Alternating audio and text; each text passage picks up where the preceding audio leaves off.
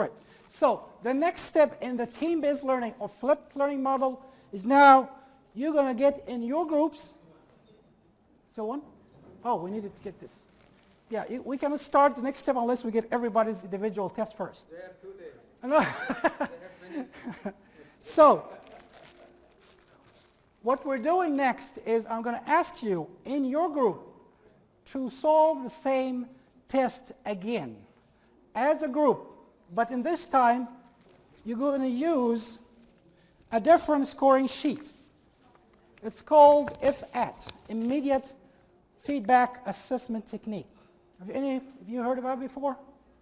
This is like a scratch card. When you find the star, you get the prize. So it's going to be the same. But there are only stars on the correct answer. So this is what you're going to do.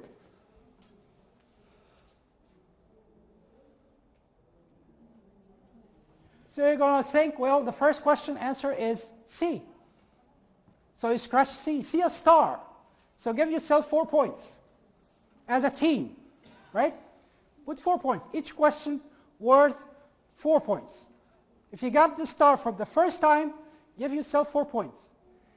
If you think the second question is B, you didn't get a star. Scratch again. But this time, you get only 2 points. If you get it from the second time, you get 2 points. Because this is the correct answer. Why is 2 points? Well, you tried twice now. You tried twice. So you didn't get it from the first time. Now, if you try 3 times and you don't get it, you still get a partial credit. You get 1 point. So you still get something. But remember, this is as a team. So you need to talk to one another before you scratch anything, because your life depends on it. So I'm going to give each team one of these cards. Do you get it? Talk about your answers. You got a C, you got a B. Why is this a C and a B? Do you agree on C? So let's scratch it. Got that? So, and still, this is a closed book test. Don't look at your notes. Here, take one and pass the rest for the other teams. Each team takes only one of these. It's not for every person. It's for the whole team. So we got 5 teams here. Each team takes one of these. Only one per team. Take just one and pass the rest of it to the back. How can we scratch it? With your fingernail, with a key. But don't start scratching now. You want to really talk about the correct answer first. What is the correct answer you think? Right. Okay, you got like 7 minutes. Go ahead.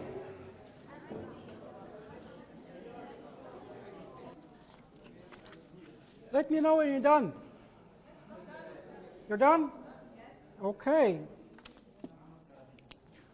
Well, I was going through these and grading them individually, but unfortunately I couldn't finish them all. So the way I'm grading actually your Scantron is through an app. It's a free app.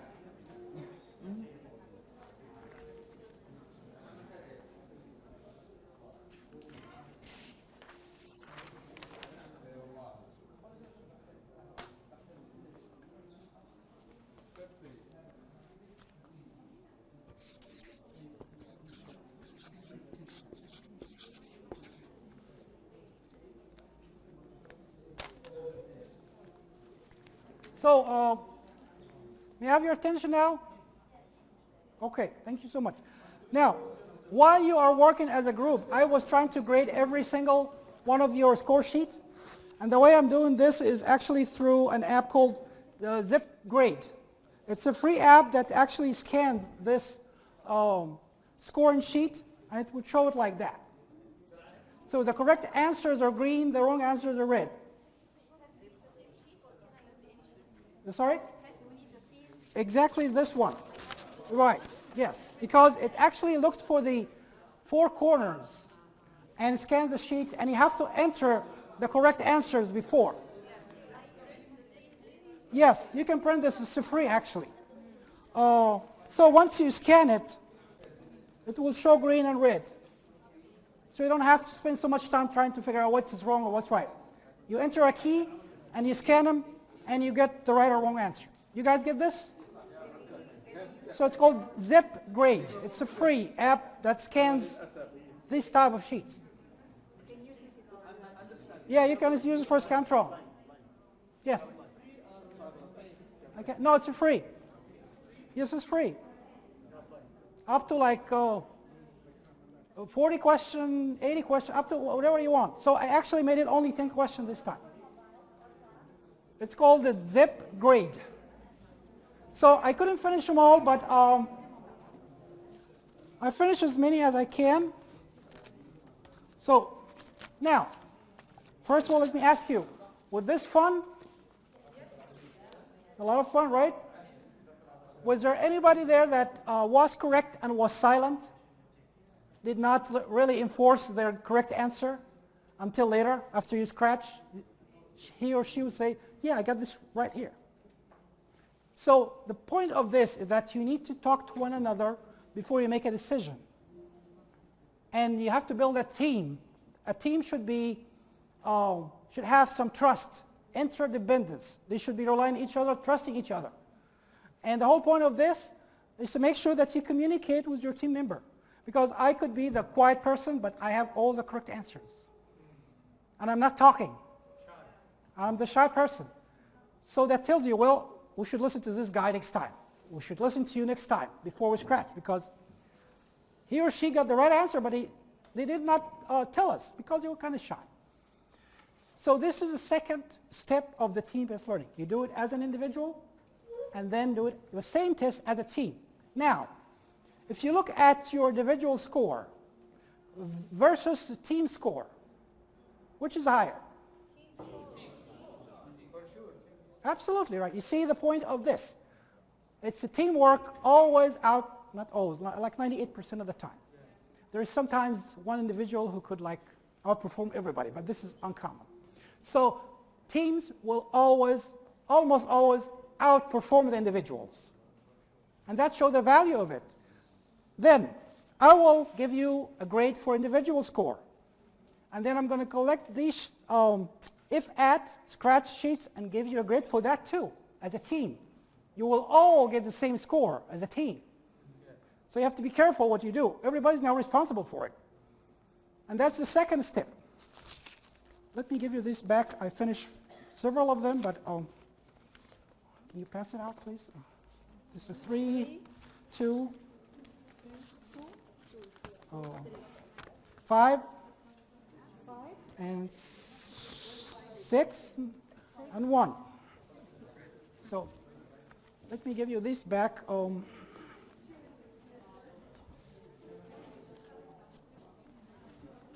So you can check your score. I'm sure you know now. Well, it's also called immediate feedback technique. Why is it immediate feedback? Because you will immediately know what the correct answer is. I don't need to tell you what the correct answer. You will figure it out immediately. All right? So you guys, I'll give you yours as well later. But somebody would ask the question, how would I know where is the correct answer on this? How would I know that the C is the correct answer for the first question? Well, these come with a code.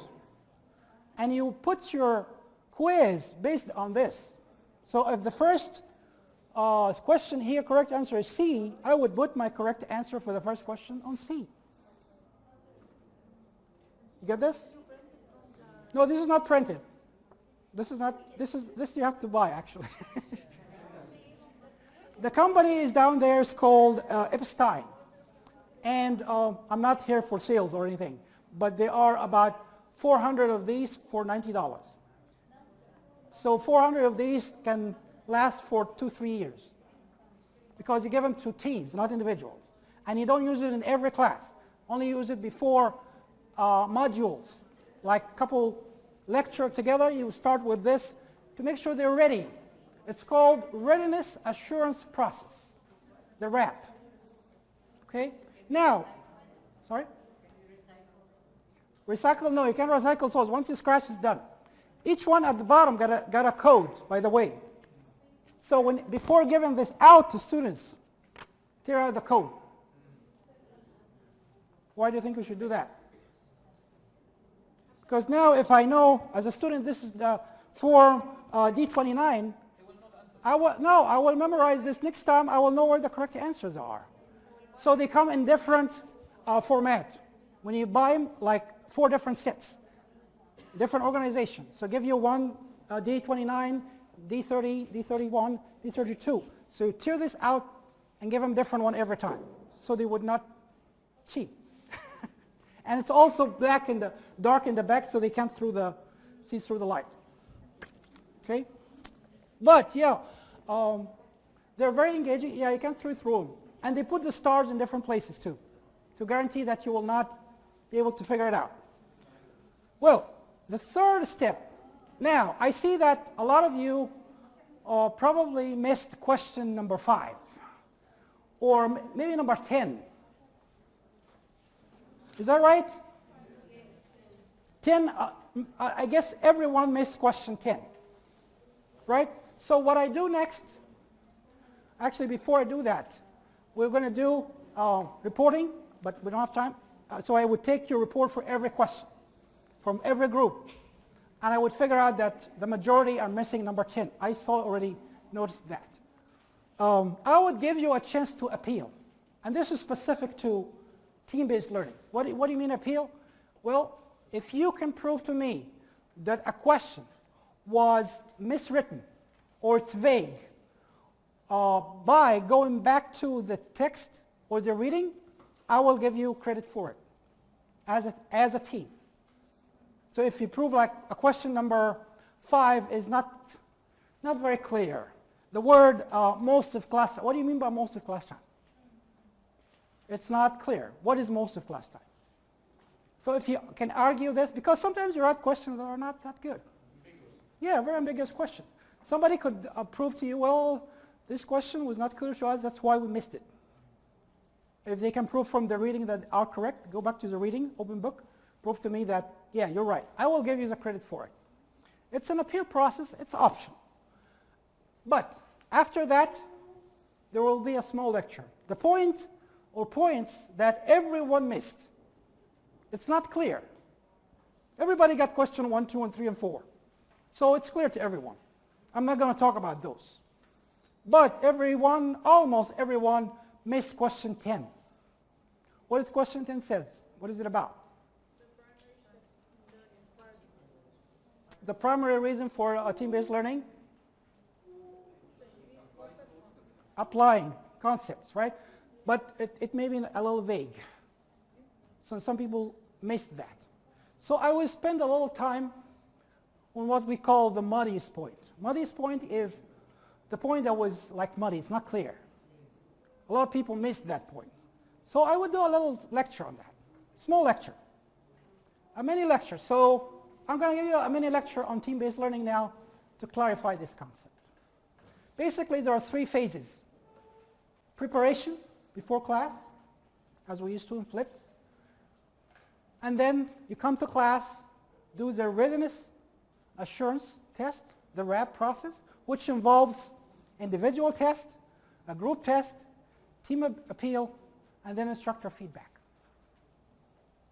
The last phase is basically you start now, everybody's clear, let's do some applications, do some case studies, do some discussions, do some presentations, whatever you can do in class now on that topic.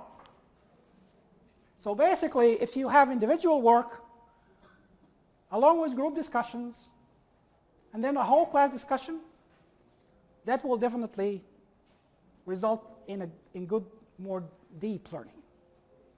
And we can eliminate all the questions to be multiple choices? For this case, yes. Because you need to use the if at scratch card, it's only multiple choice. But you don't have to use it every time. This is one way to do it. Remember, we had several ways. We can use class time, you can use accountability. Remember again, if you do an active learning, don't use the same method over and over. It becomes old. It becomes boring. Even the most effective method, if you use it every class, it becomes old. So use different technique every time. Keep them engaged and on their toes every time. Well, the individual test is a closed book. You did that, and you scored in both the score sheet and the answer.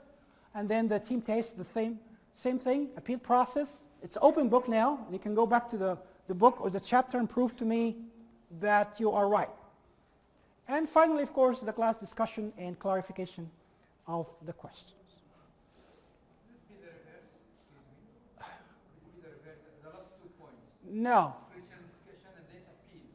No, the appeals, actually, you should prove to me before I move on that you missed that question because it was not written correctly or been written poorly. Because I wrote the question vaguely, so prove to me before we move to the discussion that. Some groups will answer correctly. Well, some, but I'm all. Well, yeah, but the appeal usually for question that is mostly vague, that a lot of people also missed. So they can prove to me, well, we all missed it because. I can go back to the reading and prove to you that you didn't actually write the question correctly. Something like that. The phase 3, now here's the biggest deal. This is where you spend the majority of class time on application. So groups will work on some kind of a case study or answer a multiple choice question on a case. Which is the best answer? Based on research. It's not going to be like ABC randomly. It's going to be a big case. They study it and come with a solution. Like which part of a bridge design is the most dangerous? Something like that. That will require some work. Every class assignment in team-based learning should have these 4 S's. Should be significant. Same problem for everyone. You don't assign groups different assignments. Everyone should work on the same thing. And they have to make a choice. And everyone will report simultaneously. What does that mean? If it's like A, B, or C, give everyone like 3 cards. One says A, says B, and C. And then at the end, everybody raises their answer at the same time. So all groups will report at the same time. Remember, this is team-based learning. It's a flipped model, but it's very specific for these features. There are 4 elements for this model. Permanent teams. How we choose teams? Well, there are several ways you can do this. First, you can ask them to fill a survey. What is your major? How experienced you are in that topic? Gender, if they can mix genders. What is your leadership skills like? What is all these sort of questions? You ask those questions, collect the survey, and randomly assign them based on that. If you don't want to do it manually, there is actually a software called CatMe. It will send a survey to the students with all the questions you can think of, and it will sort them in groups diversely based on their answers. Called CatMe. But I would warn you because this would be online, public. So I would be careful when using something public with student information like that. Because the student will enter some information about themselves. Okay, so I would use it like a last resort. But I can do a survey. Do you have like SurveyMonkey or Qualtrics? Some survey tools you can use for free. Probably those would work better. Even Excel sheet will do that. But do you think that the soft skills can be identified clearly with such kind of assessment? Well, you try as hard as you can. You know, I'm good with leadership skills. So somebody is really very weak with leadership, I would put them together. Somebody says, my major is in physiology. The other one's major is in chemistry. I would put them together. Yeah, but I mean sometimes, yeah, if they are the same major, the same cohort, that's fine. But I would find what are the diversity could be based on, you know? How long, what's your goals to achieve? All that, you know? But it's doable as much as you can. It doesn't have to be perfect. But at least you do it, not let the student do it themselves, right? What if we give more time to interact with our students to know more about their capabilities and skills, and then based on that we can formulate the permanent teams? Well, you could give it time. Maybe not exactly the first week, but maybe the second week. Sure, yeah, that's possible. The second element is assurance test. The assignment, here is the difficult part, to create an assignment that will promote engaging your students and group accountability. You don't want to make an assignment that they would divide it among themselves. You do this, you do that, and I'll do this, we're done. Or one person would do it all. You don't want it like that. You want to make it convoluted enough, that complex enough that no one person can do it by himself or herself. And that's actually the role of the instructor here. That's where you're going to spend your time, creating those assignments that are relevant to their careers, that are relevant to the topic, and they're actually achieving this goal. Finally, another important element in team-based learning is peer evaluation. So how would I know somebody's not doing anything in this group, this team? I would ask him to do formative peer evaluation. What does that mean? So they would fill a form as we go in the semester. Everyone will evaluate the other team members. Give him some feedback. There is no grade assigned. They just give him some feedback. I see that you are not pulling your weight, you're not participating enough. Please try to get involved more. Send that feedback to them. At the end of the semester, this evaluation becomes summative. Summative means you're going to put a grade to it. Sometimes 10% of your grade is going to be based on your other team members' evaluation. So it's not free. If you don't really work with us, we can give you a 0. And sometimes there are one person in each team that is not pulling their weight, they're not doing anything. The other team member don't want them, don't want to earn that team. What do you do? What do you suggest to do with this person? Not off record on the camera. Edit this. No, basically, you will exile her or him. Put all the losers together in one team. Let them sink together. What can you do? Yeah. If they don't want to do it, then let them all sing together. Get out of our team. Some others, schools of this, they recommend to use the outstanding students as a guide that can help you to motivate the lower performing students, if that makes sense. Mm-hmm. In order to kind of encourage and include him, other than excluding or Right. feeling. Well, that's why we talk about formative evaluation. I will keep giving you advice. As a team member, I'm telling you, do this, please do that, throughout the semester. But if they're not responding, they don't even show up to the teamwork time. They don't come at all. What can you do? So you give them continuous feedback. And that's the purpose of the formative evaluation. So just for no grade, I want you to work with us. I want you to show in time. Do something with us, okay? So basically this summarizes the whole process. You begin the semester, you do some orientation, maybe for the first week. Tell them, what are you doing? What is this? Why are we doing this? Always explain what they call the method to your madness. Why am I doing this? What's the point of this? Is it just to keep you busy? No, explain to them we're doing this because, as you see, teamwork is always outperforming the individual work, and get you active, give you more depth in learning. You will apply the concepts. It will prepare you for the job in the future, all that. Make it clear to them. Don't like hide it to yourself. Yes? I have a clarification. There is a peer evaluation. Yes. Formative, all right? And again, at the end, it is summative peer evaluation. Right.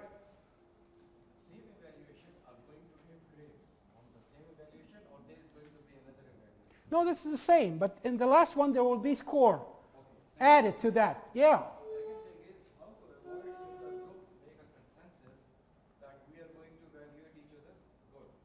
Oh. How to avoid it? Well, the thing is, I get your point. We have, without peer evaluation, a summative exam. So to check their knowledge. Well, there will be a summative exam. That doesn't actually cancel the exam. So there will be exams. But this is on the part that they participate in class activity. This should be a score assigned to that class work. Okay, thank you. So yeah, you see, you start with reading before class, do the tRAT, the individual test, then do the tRAT, the team test, do the ABIL, and the mini lecture. And you start with this in a 4 S's: simultaneous reporting, specific choice, same problem, significant problem. Sure. For these whole things, the good stuff you said before, I see in any role for the academic advisor or the social advisor for student university, and this is a common thing. What do you mean by advisor? You mean a teacher? Yeah, academic advisor for student or social. This is the system for, like university in USA. Yeah, there is academic advising, but they tell you what courses you take, not within the course itself. It's imposed in the teacher, in the lecture by himself or by herself. No, the All system, rules. the system there, the academic advising is completely separate from the classroom. No, you mentioned that if this one student is not going. Right, this is still within the class. If the student has an issue, like maybe physical problem or psychological problem, that's a different story. You would refer those to some academic affairs. Right, yeah. Yeah, that's another issue. Right. But sometimes people are just, ignorant. They don't want to do the work. But if they have an issue like that, yeah, absolutely. There is offices that you can send them to. That's exactly right. Sure.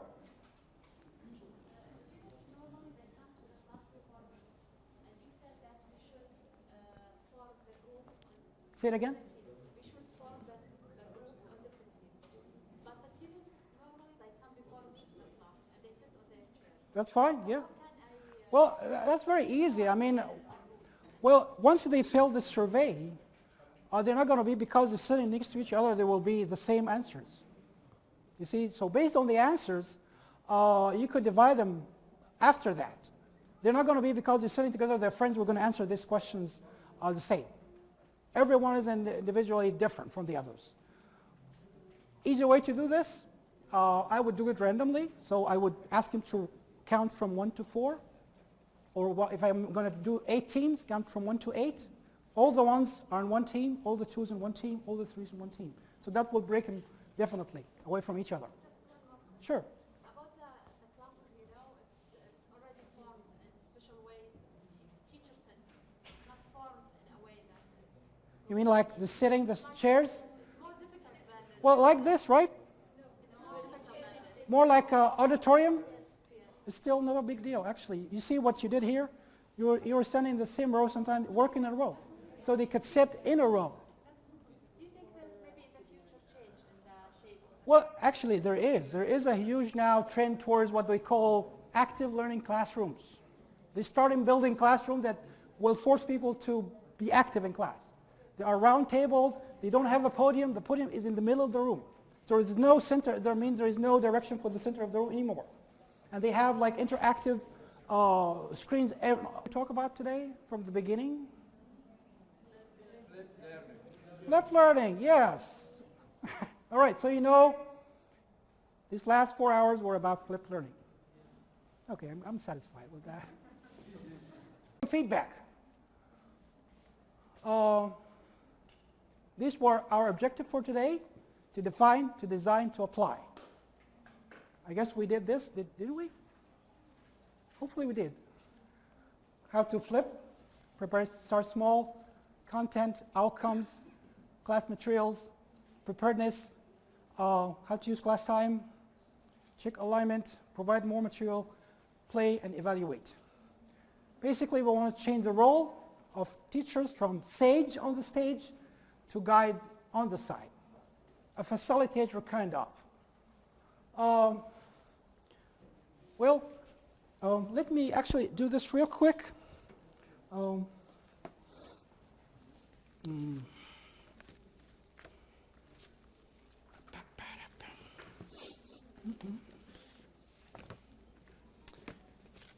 I'd like from you to give me some feedback. You see, I've been saying you should evaluate and you should assess. So I'm giving you a little survey here. There's a couple questions. Please answer those and give them back to me. Can you pass it around, please? Just pass these out. Thank you. Fill them up and leave him in your way out.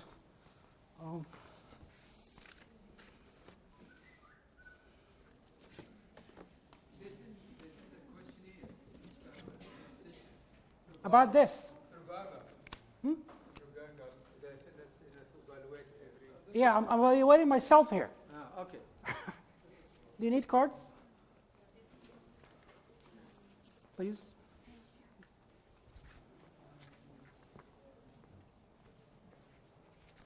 Need more? Please, pass them out.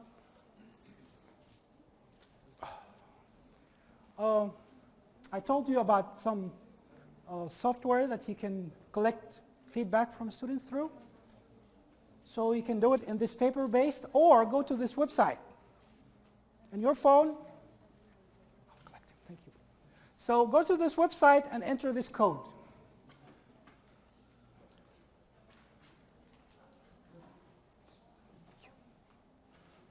We can leave it here in your way out, please. Thank you. So go to this website called Slido, slido.com, 287.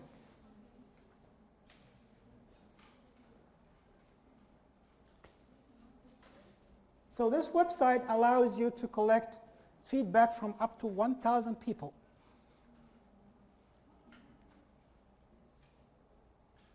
And there is a question there. You see it? It's a rating question. So you click from 1 to 10, how many stars? Can I actually go there? Can I reduce it now? Can I go to a website? Does it allow you to go website or not? Yes. Okay.